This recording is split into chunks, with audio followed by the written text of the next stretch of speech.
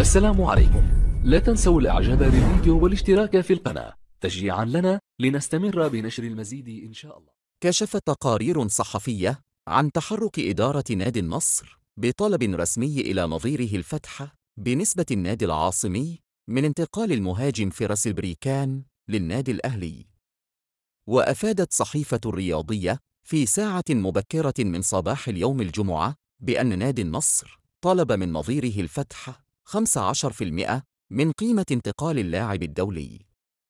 وبلغت قيمة صفقة انتقال فراس البريكان إلى النادي الأهلي 35 مليون ريال سعودي، وبالتالي فإن نادي النصر طلب الحصول على مبلغ 5,250,000 ريال من قيمة الصفقة.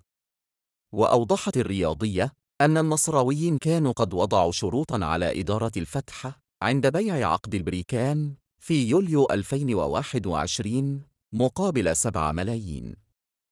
ومن أهم تلك الشروط التي وضعتها إدارة النصر هي ضرورة مخاطبة نادي النصر بالعرض الأعلى المقدم لهم حال وجود رغبة في البيع، مع وجود بند يتيح للأصفر العاصمي دفع المبلغ نفسه وإعادة اللاعب.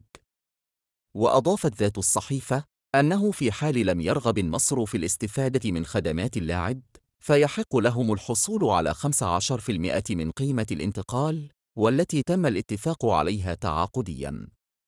من جهة أخرى، رد نادي الفتح على مطالبات النصراويين بأن فراس البريكان فسخ عقده ولم يتم بيعه، لذلك لم يتم إخطار النصر، وبالتالي سقط حق الأصفر في الحصول على نسبة البيع.